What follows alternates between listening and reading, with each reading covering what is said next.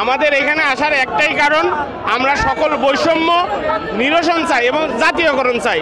সকল শিক্ষা প্রতিষ্ঠান একযোগে জাতীয়করণ চাই।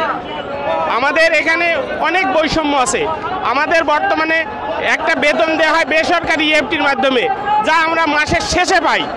অন্য সরকারি চাকরিজীবীরা মাসের প্রথম দিকে পাই, 1 তারিখ 2 তারিখে পাই, আর আমরা ওই মাসের বেতন পাই পরের মাসের শেষ সপ্তাহে।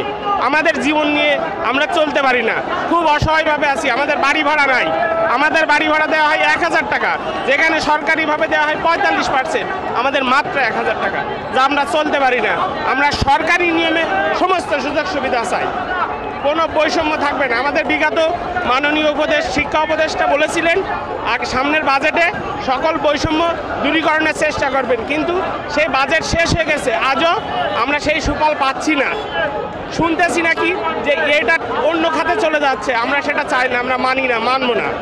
আচ্ছা, এই যে বিগত যে বছরে শেখ হাসিনা যখন ক্ষমতায় ছিল তখন আপনাদের কি অবস্থা ছিল? তখন তো আপনাদেরকে মাঠে নামতে দেখে নেয়। এখন কেন আপনারা সবাই মিলে এই দাবি দেওয়া নিয়ে মাঠে নামতে? আমরা সবসময় মাঠে নেমেছি, আমাদের দাবি তো যৌতিক। আমাদের দাবি যৌতিক, আমরা তখনও নেমেছি, এখন আজও আছি।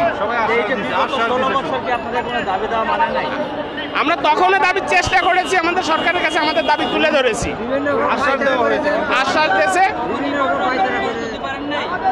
আমরা এইভাবে আসছি, বারবার আসছি, সরকার আশ্বাস দিয়েছে, কিন্তু আশ্বাসটা আমরা পাইনি সেভাবে। এখন কি করতে চাচ্ছেন আপনারা? আমরা সরকারের কাছে জোরালোভাবে আবেদন করছি, আমাদের সকল শিক্ষা প্রতিষ্ঠান একযোগে জাতীয়করণ করে দিই। মনে হয় যে আপনাদের এই দাবিগুলো মানা হবে? অবশ্যই, আমাদের তো যৌতিক দাবি, কেন মানবে না? আমাদের দাবি তো সঠিক দাবি। কতদিন ধরে আপনাদের এই দাবিগুলো মানা হচ্ছে না? আমরা তো সেই 54 সালের পর থেকেই মানছে না। 54 সালের পর থেকে যদি দাবি না মানা হয়, কেন কিভাবে বুঝছেন যে এই উপদেষ্টা আপনাদের দাবি মানবে? কেন আমাদের যে শিক্ষা উপদেষ্টা তিনি বলেছিলেন, যে আশ্বাস দিয়েছিলেন যে মানবে, আর আমাদের দাবি তো যৌক্তিক দাবি, মেনে নিতে সরকার মেনে নেবে, আমরা আশা করি এটা।